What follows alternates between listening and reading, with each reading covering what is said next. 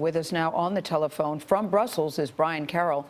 He lives in the Washington, D.C. area, and he was on a subway near the station when the bomb went off this morning. Brian Carroll, thank you so much for joining us. What did you see? What did you hear? And did you have any idea that you were in danger? Hi, yeah, no, actually, I live in Brussels. I was I normally don't take the metro, and I had a conference downstairs.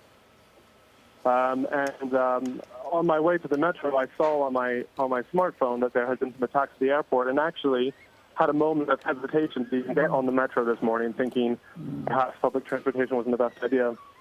But I got on, and literally minutes after I stepped on the train, it was attacked. We were pulling into the Maelbeek station. There was a massive explosion. You could feel it through the metro train. The lights went out, the power went out, everyone dropped to the floor. People were crying and screaming, and others were yelling for everyone to calm down. And I also went straight for the floor, and we were waiting there for a little bit, and there were multiple explosions. You could hear them, you could feel them.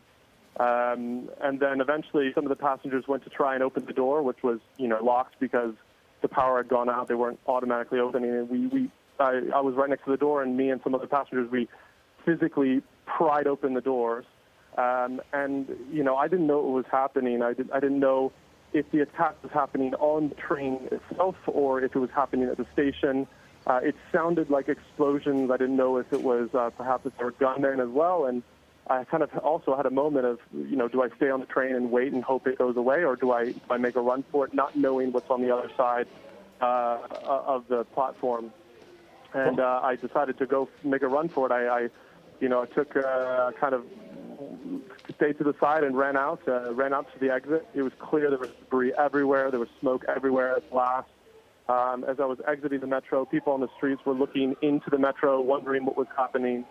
It happened very quickly, but it was clear as soon as it happened, it was a terrorist attack. Brian, I just want to be clear here, because you said as you were arriving in the train station, you heard an explosion. Not sure whether it was Correct. On or just off the train. But then how long after that you heard additional explosions? The train had stopped, and I heard additional explosions as I was on the ground in the train. Yeah, the pictures that we're seeing, Brian, are very frightening, and what you're describing is also terrifying to me. It's interesting that you said you had a moment of hesitation when you heard about the explosion at the airport. What made you hesitate? Well, we've known, I've been living in Brussels now 2.5 years, and over the past couple of months, we know that there's been a terror attack, terror threat to Brussels. Obviously, what happened in Paris was just months ago, and that touched us very closely here. The Belgian government has been conducting raids, and obviously a lot of the terrorists were identified were homegrown in Belgium, which is disturbing. So, I knew this was going. We've had the threat of this happening for a long time.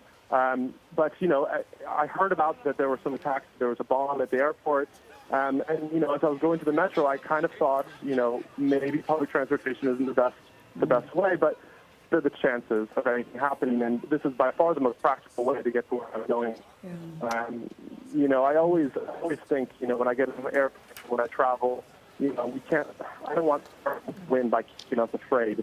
We need to live our daily lives. I never expected to be in the middle of an attack. It is horrible to me. I think I'm still still haven't really processed everything that's happened to me. Yeah. Terrible. And Brian, glad you were okay this morning. Brian Carroll, thank you so much for joining us. Yeah.